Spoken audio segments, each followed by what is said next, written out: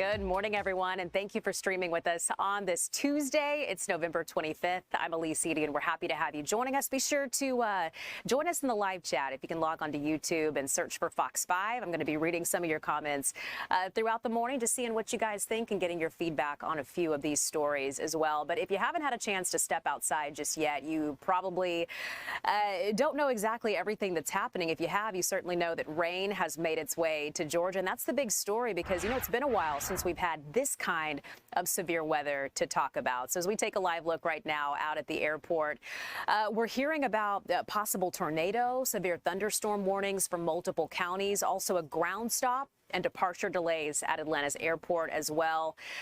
So that ground stop has since been lifted, which is some good news there. We are still expecting or seeing some delays on average of 30 minutes and increasing due to the thunderstorms outside. So the heavy rain will continue to affect flights throughout the day. So you need to make sure you pack a little bit of patience in your luggage if you're headed to Hartsfield-Jackson Airport. So like we mentioned, I mean, this is affecting folks who are hitting the roads and the many folks who are hitting the airport trying to make their flights for the holidays. So our Kim Leoffler is joining us at Hartsfield-Jackson now with just a look at what's happening. And like we mentioned, Kim, definitely hearing about some delays right now. Yeah, absolutely, Elise. As you mentioned, a ground stop was issued a little bit earlier this morning as those thunderstorms made their way through this area. And if you take a look behind me, we're still seeing several delays. The FAA website does actually just now in the last minute or so, the departure delay that was listed on the FAA website is no longer showing on their website. So no departure delays at this point here now at the airport. But you certainly still see from those delays a little bit earlier today, kind of the ripple effect that we're seeing for flights both leaving here from the Atlanta airport and also arriving here as well. So certainly some flights even a little later on this afternoon will be affected if they did. Their incoming flight did get impacted coming here to Atlanta. So if you do have a flight a little later on today, be sure to take a look at the status due to those delays this morning. And of course, we are expecting more delays as this next round of storms comes a little later on today. Now, I believe we do have some video as well of some of that weather that we saw a little bit earlier today. Our photojournalist Billy Heath got some shots of those storms coming in. He also saw a decent sized puddle on Techwood Drive Northwest, which is right in front of the Carvana car tower. So certainly if you're going to be on the roads, be on the lookout for some of those that standing water. And of course, if you're not sure how deep that water is, we always say turn around, don't drown, just go around it. Just rather be safe than sorry in those cases. Right now, if you do step outside, we are seeing a little bit of a lull in the severe weather. It's just kind of drizzling here at the Atlanta airport, but we are expecting more storms to come through starting in North Georgia kind of mid-afternoon today, and then it's going to be hitting the Atlanta area a little later on tonight. And of course, we will keep you updated as the second round of storms does make its way to this area. Elise. Yeah, you know, so you've made your way to the airport, Kim, to give us the latest there, but you were on the roads. So, I mean, how were things looking? You know, I feel like what so many people have said is that since we haven't gotten a lot of rain lately, maybe folks are forgetting how to drive in it just a little bit, but it's making it a little more challenging on the roads. Well, I was really on some of our, major interstates, and all of the interstates making my way here to the airport today looked just fine. No major issues that I saw so far, but of course, typically we do see a lot of more of that standing water in some of the, the side roads and the smaller roadways as well. So certainly it's important to take your time on those roadways. But the good news is, at least right now, the interstates kind of between the downtown Atlanta area, and the airport right now do look okay. Okay, that is certainly some good news, and hopefully smooth sailing for those at Hartsfield-Jackson and those on the roads as well. So, Kim, thank you so much for the very latest on that. We appreciate it. All right, let's get now to a story you have probably seen. I mean, it is everywhere. It's getting so much attention. It's out of Gainesville. Not one, not two, but 39 Gainesville football players were suspended after a massive brawl broke out on the field during Friday's playoff game against Brunswick. So, I mean, just look at the video. It is something else. It truly is. Our Kaitlyn Pratt has been on top of this story covering for it. She's joining us now at the live desk to talk about this. And Kaitlyn, I mean, parents are hot about this, community members, players. Like, this is wild. So that's why we're sending some of our teammates to Gainesville. That's right. Because people are going to be talking, and we've been focusing on what's happening this morning. And I want to tell you, this appeals hearing just wrapped up a short time ago. It lasted an hour and a half. It was pretty passionate.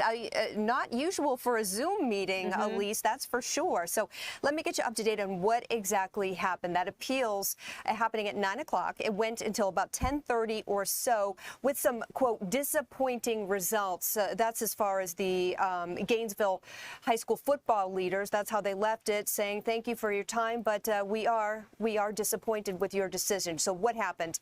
The Georgia High School Association Board of Trustees, they were listening to football leaders along with the superintendent of Gainesville schools, what they had to say about a game that happened on Friday. They ultimately, this is the end of this all, they voted to reinstate 4 of 39 players they had previously suspended from playing in this upcoming game on Friday. So here's the background of why this appeal was happening in the first place.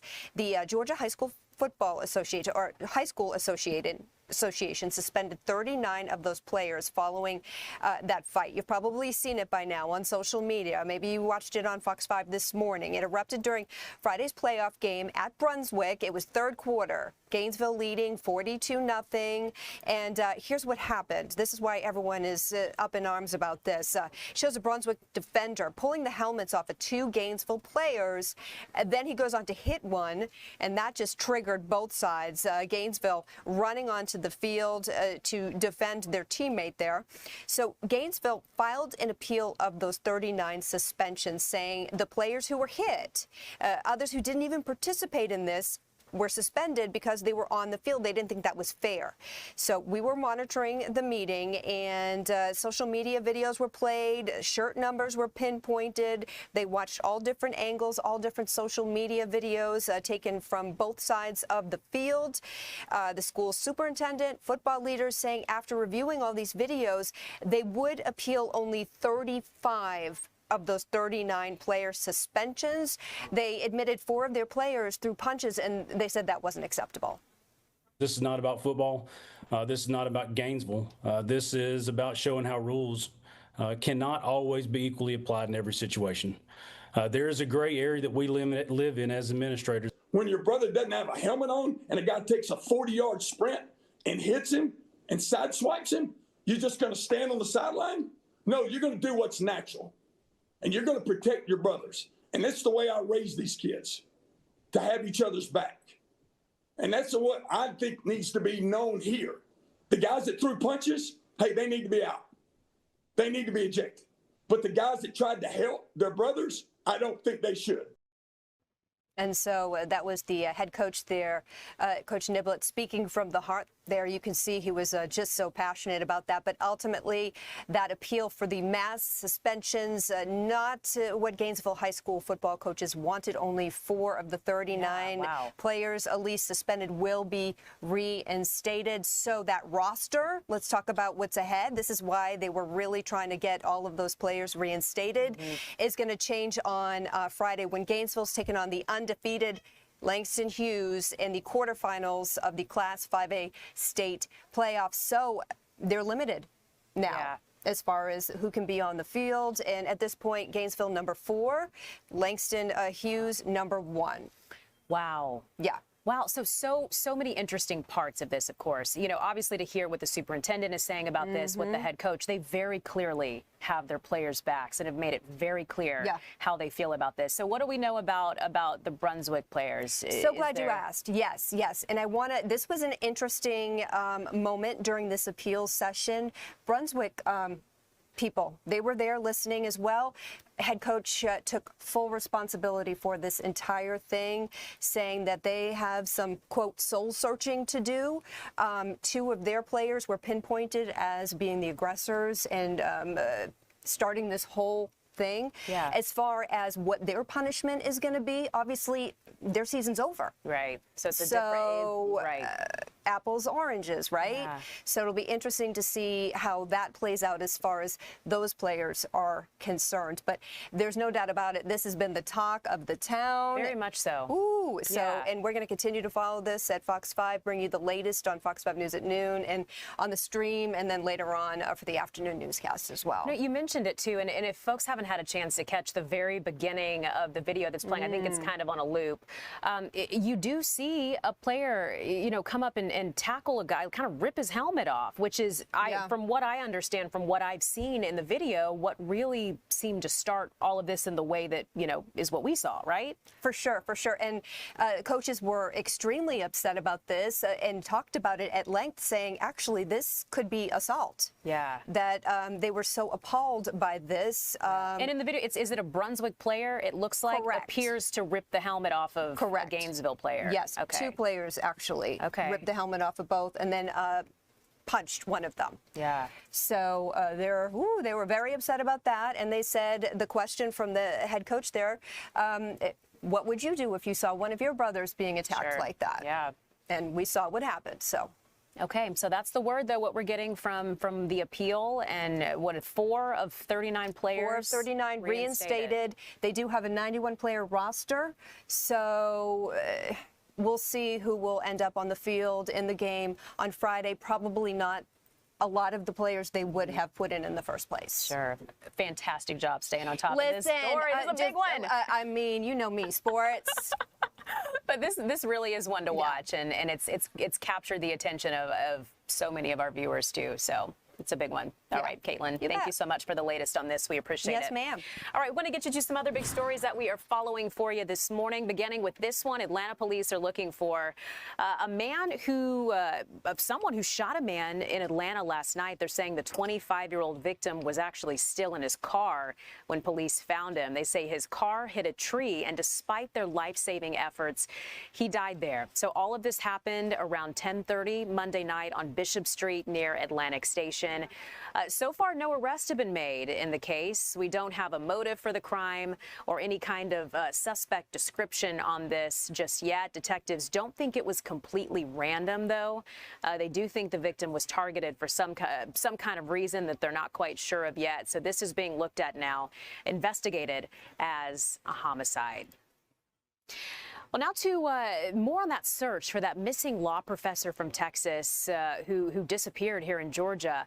Sounds like they've officially called off that search. So the last time anyone saw who we're talking about, it's 67-year-old Charles Hosh. He was last seen hiking in the area of Blood Mountain, and that was about 2 weeks ago. So it was supposed to just be a short solo hike. Apparently, he's been going there for decades, a very seasoned hiker. That's according to his daughters and what they've told us.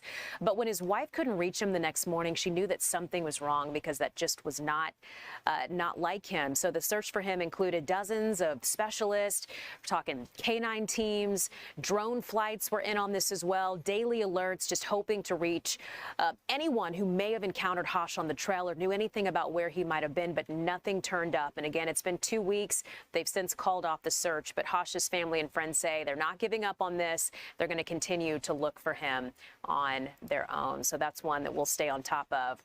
So here's another one. You probably saw this video circulating on social media. And this was a super concerning case that got a lot of attention from police and from the schools alike. So a big update in that viral video that showed a woman being attacked in downtown Atlanta. Police have arrested the man in the video, identified as Morehouse College student Matthew Gonzalez Forrestine. Police tell us he's 21 years old, and he's accused of choking that Clark Atlanta student during an off-campus altercation over the weekend. They say he's facing aggravated assault charges for what appears to have happened in that video. So Morehouse released a statement. They called his behavior disappointing. They also said the school will be taking steps to address the situation. Clark Atlanta also released a statement saying it's working with Atlanta police as that criminal investigation continues to move forward. But millions of views on that video and just concerning all around. But sounds like the investigation into that will continue after that arrest has been made. Okay, so here's one that could affect your pockets. Georgia Power wants to add more energy to the grid, but state analysts are saying that could end up meaning a higher bill for you. So certainly not the news that many of us were hoping for. The utility company says it just needs more power to keep up with potential demand from new data centers that are moving into Georgia. Georgia Power has raised rates 6 times since 2022. And while the Public Service Commission did approve a rate freeze through 2028, advocates are concerned and worried. They're saying that customers could see another spike as soon as that freeze expires in 2028. All right, taking you now to some national headlines that we are following this morning. Charges have been thrown out in the Justice Department's criminal case against former FBI Director James Comey and the New York Attorney General Letitia James. If you've been following this, those are names that are ringing a bell right now. And this is all coming after a federal judge concluded that the prosecutor who was picked by President Trump to lead the case, we're talking about Lindsay Halligan, was illegally appointed, never should have been appointed to this in the first place. So taking a closer look at it, Comey was charged with lying to Congress back in 2020. And James was accused of lying on mortgage paperwork. Now, both of these cases recently dismissed without prejudice, which means that charges could be brought on again. So not necessarily the end of all of this. But regardless, it's still a very serious setback for the Department of Justice. In fact, Letitia James released a statement praising the decision, writing in part, "I remain fearless in the face of these baseless charges as I continue fighting for New Yorkers every single day." We also heard from James Comey. He shared his thoughts about what happened on social media. And he said, "The case mattered to me personally, obviously, but it mattered most because a message has been sent that the President of the United States cannot use the Department of Justice to target his political enemies." So the Justice Department says it's got no plans to back down on this, saying that we have not heard the last of this just yet. Let me pull this back up. And they're saying, Pam Bondi weighing on this as well, saying, quote, "taking all available legal action, including an immediate appeal to hold Letitia James and James Comey accountable for their unlawful conduct." Okay, so now to a bit of a lighter story, and one that I look forward to every Thanksgiving. We're talking about the pardoning of the turkeys. So some good news for them happening at the White House in just about an hour. A pair of Thanksgiving turkeys getting a presidential pardon. So the names are always a big draw, too. This year we have Waddle and Gobble. They're about 19 and a half weeks old, coming from North Carolina. And I mean, they get the works. They get put up in a fancy hotel, well taken care of ahead of this ceremony, and then they get to live out their days in peace and harmony and happiness, and they're alive after all of this. So that presidential pardon ceremony is set for noon. So of course, we'll be seeing lots of video of what happens there, and I guess a big congrats going out to Waddle and Gobble, who survived and get to celebrate Thanksgiving this year, not on a Thanksgiving table. Well, still ahead for you this morning. We're talking about the weather. Definitely different outside today than what we've experienced in the past. So some severe weather we're talking about with our meteorologist, Jonathan Stacy, who's joining us. We're also taking a look at holiday traffic. If you're going to be hitting the road soon, make sure you stick around for that. We'll be right back.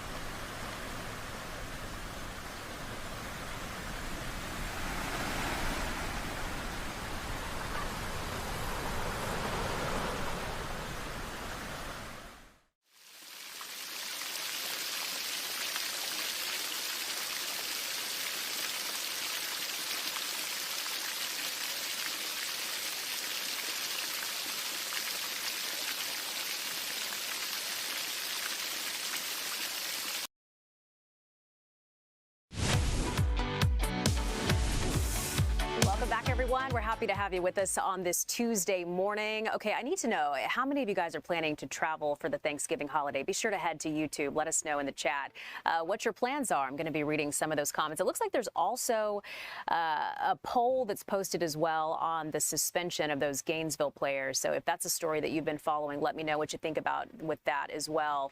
But just taking a look at the roads and what we're expecting to see over the Thanksgiving travel period. It's going to be very, very busy. Of that, we can be sure. In fact, AAA is saying that it's like 2.3 million Georgians are going to be hitting the road to drive to their holiday destinations, like 50 or more miles. So a lot of folks, heavy traffic expected on Sunday as well as they try to make their way back home.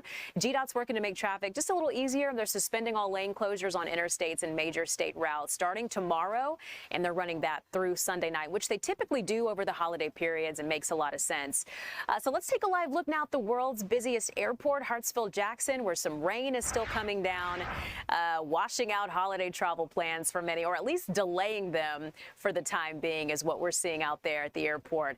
FAA anticipating more than 360,000 flights this week, with 52,000 today. That is a lot of flights. They predict this will be the busiest travel period in 15 years, which makes our forecast for the day that much more important. I mean, the stakes were high, and today of all days is when we're seeing some severe weather. So our meteorologist, Jonathan Stacy, is joining us now. It's been a minute, Jonathan, since we've seen this kind of weather. I know. In fact, the weather is not so drastically impactful, but it's just a drastic departure from what we've been used to. Really dry conditions, sunshine pretty much every day, but today is not that day.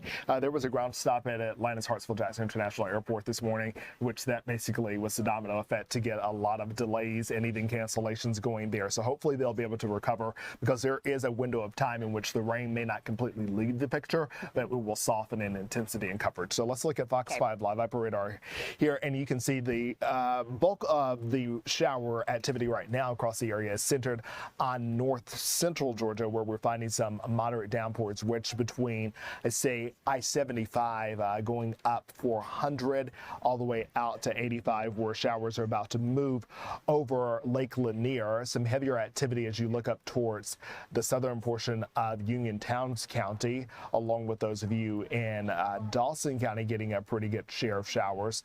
Moving over the Gilmer-Pickens County line now, some heavier showers approaching Dahlonega there. Elsewhere, it's just lighter fare for the remainder of the late morning. Let's take you to Lake Lanier. Actually, we don't have our camera source picked up right there just yet, but I want to show you what the afternoon will look like in terms of the redevelopment of activity and storms across the area. So if you do have something that you need to do over the next 2-3 hours, I would take my umbrella to err on the side of caution, but I don't think you'll likely put it to use. Dash out and then get back inside before the skies really open up as we approach the sunset period. There could be a few isolated cells out and about around 3 o'clock, mainly to the north and to the west of the Atlanta metro area, and then this activity really comes emboldened, if you will. It kind of bolsters up in strength and in coverage. This is now 6 o'clock, so maybe this is the final rush hour that you have before you today, and you're hoping to get home in a flash. Likely not so much. You'll of course be working your windshield wipers, but it will likely be a slow go, as you not only have everyday folks leaving and going to and from work and all that stuff, but you also have travelers out and about, and oftentimes they like to make a trip through Atlanta, if not make a stop in Atlanta. So that said, go up I-75 around 6 o'clock. You have another lobe of energy, and that will be the line that we'll really be watching as we get deeper into the evening here. So these two lines kind of converge, if you will, and it's around 8-9 o'clock, and when we see some really kind of unusual strength here as these two lines come together. They're basically paralleling the I-85 corridor, and they have their sights set on areas to the south and to the east of the Atlanta metro area.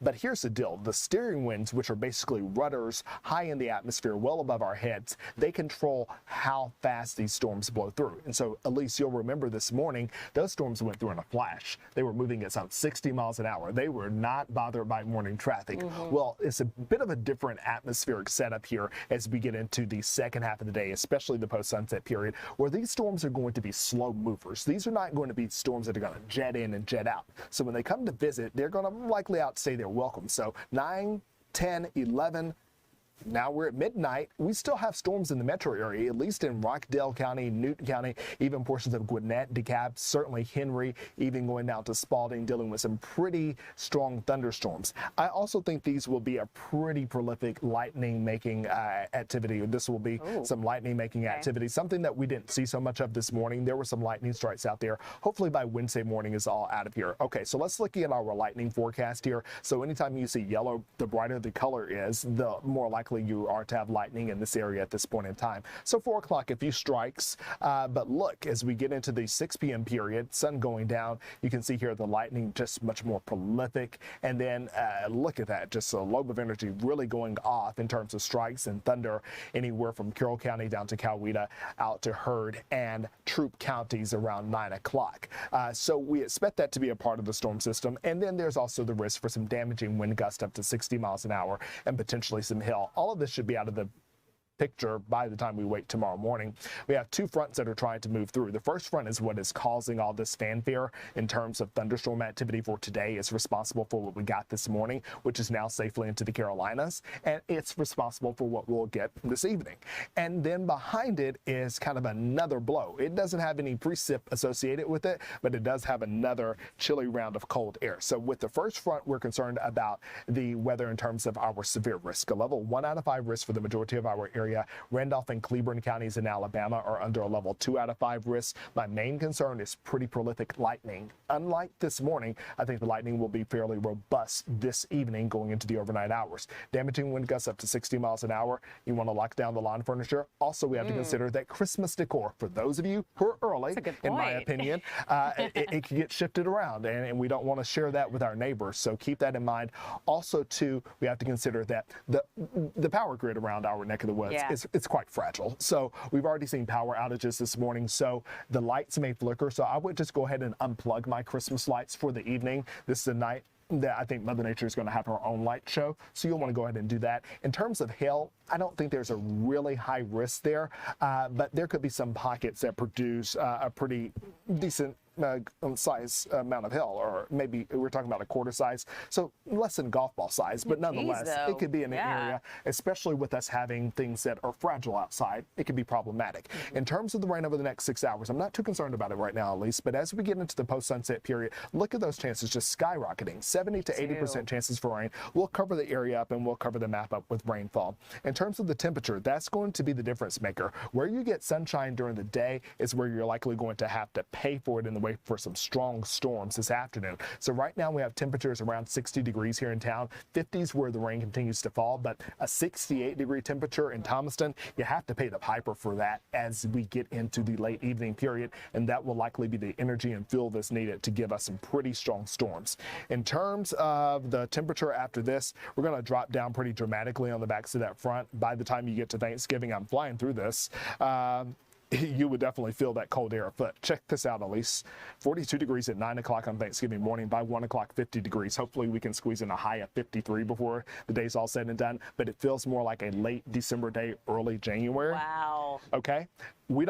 I don't think we really do doorbusters anymore. Black Friday has really changed over the past 20 years or so. But for those of you who are trying to get a bargain before the sun comes up, still people. This is exactly what you will be facing. Wow. So not only are you going to be brave as you look for those doorbusters or try to get those, but you're going to have to brave some really blustery air with temperatures dropping down below freezing across much of the area. So that's what we have on tap. So it's all about the severe storms today, the potential that is. And then tomorrow's kind of our transition day with fairly calm weather, but then the cold air sticks in and locks in for the holiday and the days after. I mean, really, this is a week of change. It is all a week the way of change. Around, right? Yeah, it is a week of change. A stark contrast from the record-breaking temperatures that we had over the weekend. Today, once again, it's kind of that battle that plays out oftentimes between big-time air masses, and we have enjoyed the warm, moist air masses that to continue to decorate the area. I'm going to pull the 7-day back up here so you all can take a longer glimpse at that.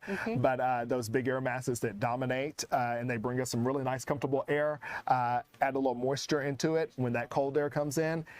they have to fight it out. And they're kind of having that battle today, and that battle is being played over the Deep South. So we will keep our eyes on the skies. You keep your eyes on your phone and all that good stuff, and we'll alert you if any problematic weather comes near you. And along those lines, make sure you're following the forecast too if you're planning to head to your holiday destination, or maybe head to the airport to try to catch a flight, because there could be some changes there. Yeah. So, all right, Jonathan, thanks as always. We appreciate it. We'll be right back.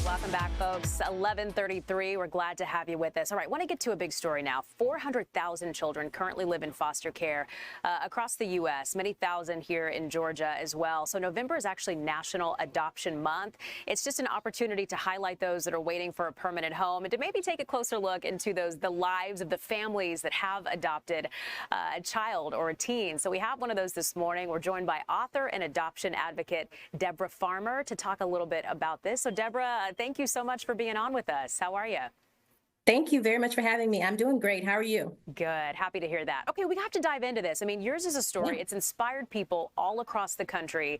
What was it that moved you to share what's called My Journey to Joshua, which is just you opening up about the experience of adopting your son?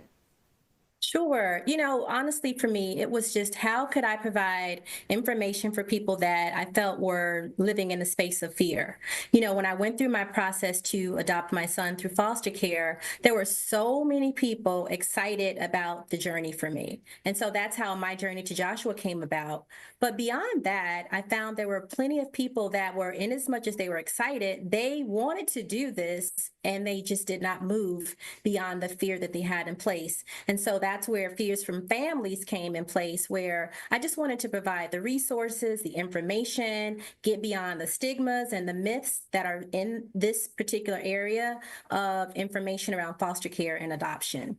Yeah, and we're going to talk about From Fears to Families here in just a moment, but I want to tell you, I was adopted from foster care, and so I was really excited to get to talk to you about this and to learn a little bit about your story. But what still, you know, even as an adult, surprises me are some of the misconceptions that people have surrounding adopting from foster care, just adopting in general. So what do you think are some of those biggest myths that people come to you, or questions that they have for you about this? Sure. Yeah, and that's a very good question. I think the biggest piece that I'm finding is that people don't have the information. And so there's the myth that you're going to get a troubled child, right? I mean, we do understand that there is trauma that might be in place. yes, you are getting children that are coming from a system where they may have had some trauma in place, but there are resources that are in place to help people, move beyond those barriers. So I think the biggest piece that I'm finding is that people are in fear because of the misconception that you're going to get a troubled child. And so, yes, there's tons of ways to get, support through the agency that you might foster or adopt your child through. There are tons of support groups that can help you through the process. There are tons of organizations that are very passionate, just as I am, about educating and providing awareness to people so that they can, move in this space if they want to parent a child through foster care or adoption.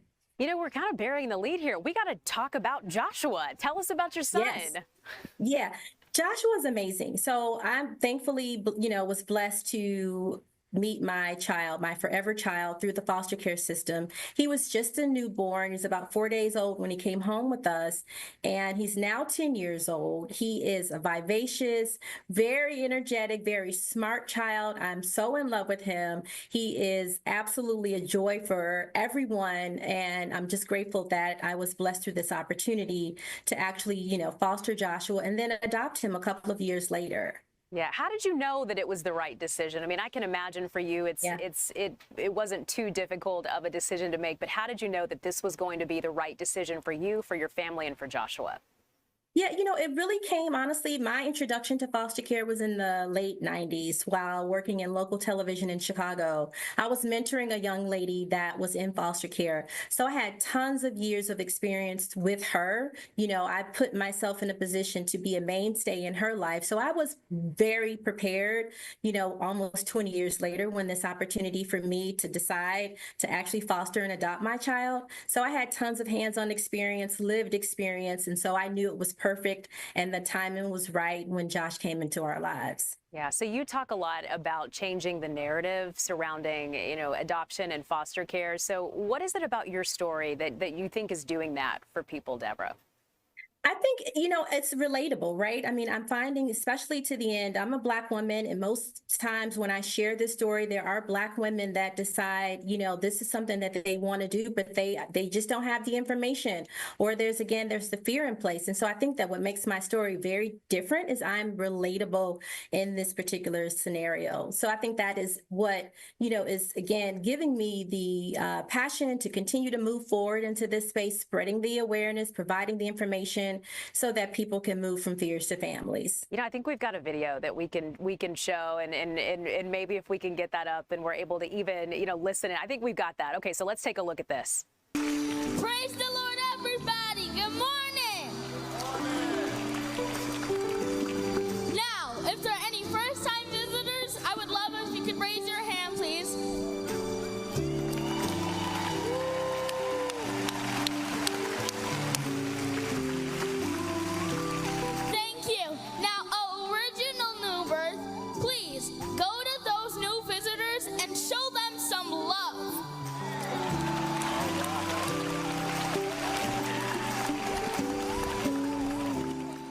My gosh, Deborah, what a doll. Look at him just commanding the congregation there. Wow. Yeah, he's a godsend. I mean, he's a dynamic speaker. Yes. I just love everything. It just makes me smile every time I see him in action, because this is just a natural space for him. What an angel. Oh, I'm so glad that you shared that with us so that we could share it with the folks that are watching right now. But that was a video of him at New Birth Missionary Baptist Church. So let's talk about that. I mean, the faith aspect of all this. It sounds like there was a lot, that you needed help being covered. You were talking about infertility, just the adoption process, the being unsure about things. And I can imagine your faith played a big role in that for you. It absolutely did. Oftentimes what I share, is that fear and love cannot reside in the same space. And so where you have that fear, replace that with love. The other bit of information and advice that I'd like to share as well is that, there is a community of people that have already done this. And so provide yourself the safe space to be in community with others that have taken this journey so that you are not walking this walk alone. And so, yeah, faith played a major part for me. I had a huge village that was supportive as well, but I had to lean into God and absolutely, rely on my faith to get me across this. So, we talked about how you wrote this memoir. I've got one more question for you. The resource that you have for other families who may find themselves, walking this path too, from fear to family. So quickly tell us about that, Deborah. Yeah, so after, again, I had gone through the process with Joshua, many people were, this is what I wanted to do, and they never did it. And so I figured that there had to be a barrier in place for them, which was fear. And so I said, well, you know what? I'm a fixer. I'm going to provide, those that are interested with the information that they needed. So I put together a resource guide that provides you with resources on agencies to, do some investigative work with as it relates to finding agency that can properly place you with the child. Also, other support groups, there are other advocates in this space as well. And so that's where Fears to Families came into place, just to provide the toolkit so that you're armed with what you need to make an informed decision to move forward in this space. I know that's a resource so many families are grateful for. How can we find it? Is there a website where we can go, Deborah? It is. Thank you. Yeah, there's a website, myjourneytojoshua.com. Again, that's myjourneytojoshua.com, where you can find the resource guide and also the memoir, My Journey to Joshua. Well, what a beautiful story that you have, that your family has, that Joshua has now. And thank you so much for sharing that with us on this National Adoption Month, Deborah. Thank you so much. We appreciate it. No, thank you so much for having me. This was a joy. I really appreciate it. Yes, of course. And make sure you check out that resource, too, if this is something that you've been thinking about for your family as well. Deborah Farmer joining us this morning. All right, still ahead for you this morning, we're talking Black Friday and also some holiday scams that go along with this time of year. So we've got some help for an expert in just a few minutes.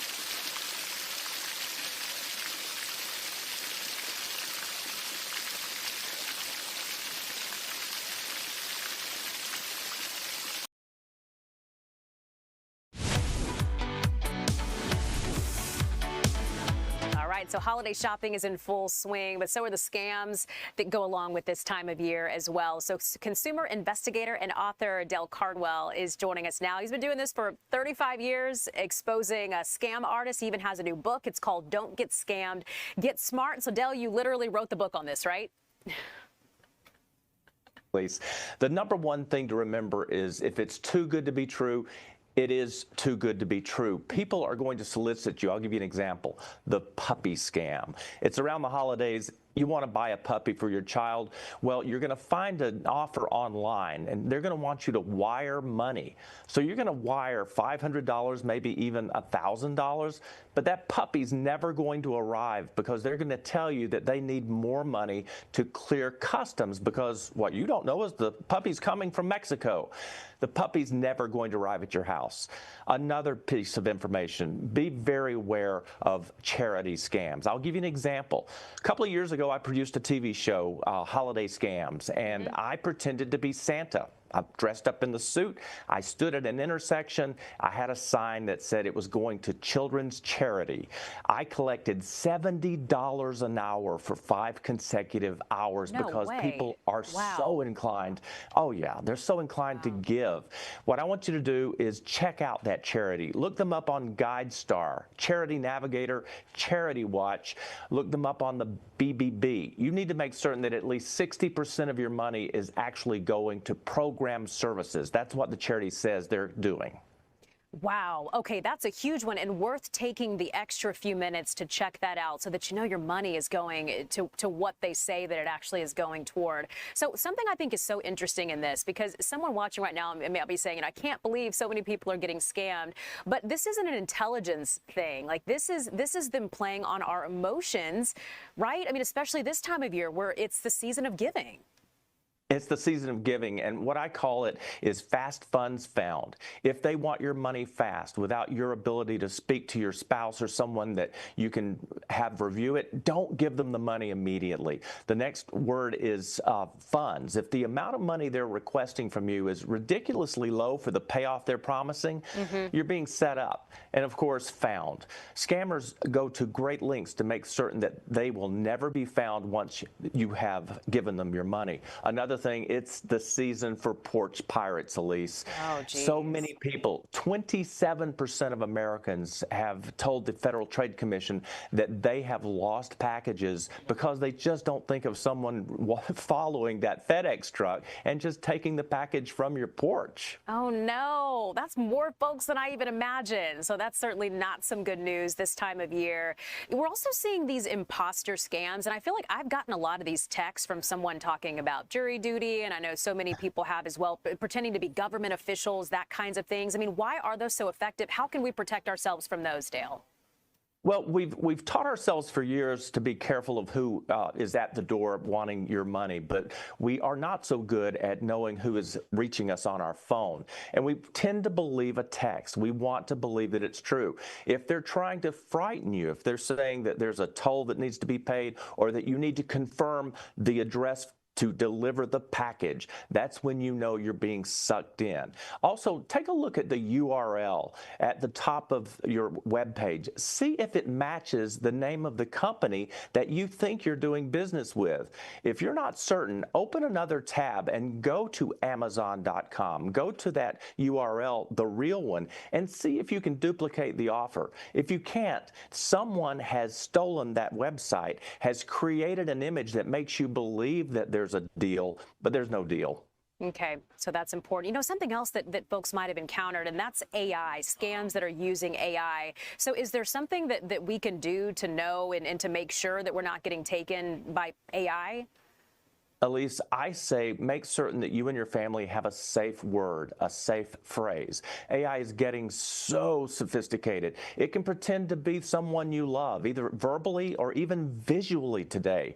So have a safe word for your family and then have a very different safe word for your business associates because it's coming. It's just a matter of when. All right, so let's say we get scammed. Is there a next step that we should take, Dale? Well, when people get burned, the one thing they still do is they'll fire off an email to the Better Business Bureau, or they'll write to the FTC. So I want you to search for online reviews. If someone's trying to sell you something, if you can't find a review that describes someone else's experience, that's your sign to not bite. Okay. All right. So congratulations on this latest book. I think it was, November 15th that came out. So tell us where we can pick this up, Dale. Well, at least today you can get it for just 99 cents, and that's not a scam. What? It's an ebook on Amazon.com. I'm so passionate to inform people and help protect them that I'm virtually giving it away today for 99 cents. It's a great Christmas gift. But you search for Trust Dale and Don't Get Scammed, Get Smart. It's the real deal. You can find it. 99 cents today. That is an absolute steal. I know a lot of folks are going to be grateful for that. Dale Cardwell joining us, helping us this this time of year to enjoy the holidays without getting scammed. So, Dale, thank you so much for being back on with us here on Fox Local. We appreciate it. Thank you, Elise. Of course. Okay, so we're talking the best toys of 2025, and what better place to do that than at Camp Atlanta. Really, really cool store. They know their stuff when it comes to toys and what the kids are wanting during the holidays. So our Chris Rosenthal is checking it out. He's joining us now with what they're saying we can put under the tree. Hey, Chris. Hey, good morning, Elise. You know, this is kind of a fun day at work. I get to come here and play at a toy store, and I've even got to play with some of these toys myself here at the Camp store in Dunwoody. But we're going to come look at some of the toys that they have that are really popular for 2025. And I'll flip the camera around. I'm here with Douglas. How's it going, Douglas? Very well, very well. Awesome. Well, walk us through what are some of these. You know, we got quite a spread here. I mean, quite a spread here of toys. Walk us through what we got here. Yeah, so we have a little bit of everything. For our active types, we have our micro scooters, we have our Ollie Ball, which is a great keepy-uppy. Yeah, this thing's a lot of fun. It's something as simple as a ball, but this thing, this is super light and super safe around the house. Yes, so you can play with it inside. It's got a shell that you can color. You can make it your own. Other toys we have with our Paw Patrol experience, we have a lot of great Paw Patrol items here. We also have some great STEM sort of engineering toys like this rail cube. It's a monorail. You can see him going upside down on the side and everything. Are we seeing a lot of like STEM, STEM-related toys? STEM, a lot of engineering aspects, even at a young age. A lot of the toys are really embracing that, and yeah, so Rail Cube is a great one, and even our Fat Brain toys. There's an air tube, which is also another engineering toy. Even just like pretendables, making a cinnamon roll set. We have a lemonade set too, so they can pretend and run their own business. And even for the smaller kids, some items like a traditional stacking toy, but adds a fun aspect to it there with spinning and color. And you're here, you're here every day. You see these kids coming in here playing. I mean, there were just some kids in here earlier that just couldn't keep their hands off some of these things. Yes, and we encourage kids to come in and play and find the items that really speak to them. So whether you're looking for a gift idea or just looking for something to do during the day, we have crafting, we have our Paw Patrol experience. So a little bit of everything here at camp. Now, Elise, we're going to come over here. This is I think kind of the coolest thing that they have yet. Right here. This is. Well, tell me about this here. Yes. So this is Board. This is a tabletop gaming console. It's extremely interactive. You bring pieces to life on this tabletop screen. You'll be able to play cooperative, play in teams, play competitively. And I know this is your favorite game, so this is a shot here. If you've ever played Asteroids before, this is. Yeah, Elise, this is really, really fun. Oh, that's fun. I may be here. Honestly, I'll be here all day playing this. I can see why. I kind of want to take this thing home. This would be fun to have in the newsroom, I think, actually. I know, right? Get some stress out and have some fun at the same time. That's very cool. Yeah, Chris, it sounds like there's some really great toys, but also a cool experience at Camp Atlanta, too. I think you can go there and you don't necessarily have to buy toys. This is something that you'll only see at camp this holiday season, so it's great to have something like this that kids can come and demo, like all of our toys, to come and try. Absolutely, yeah. And Elise, you're talking. I think you're talking about the Paw Patrol experience, huh? Yes, Paw Patrol experience. Knock both things. Yeah, tell us about that. So actually, let's walk. Yeah, absolutely. We are the store with the magic door. So you go through our magic door and you end up in Adventure Bay.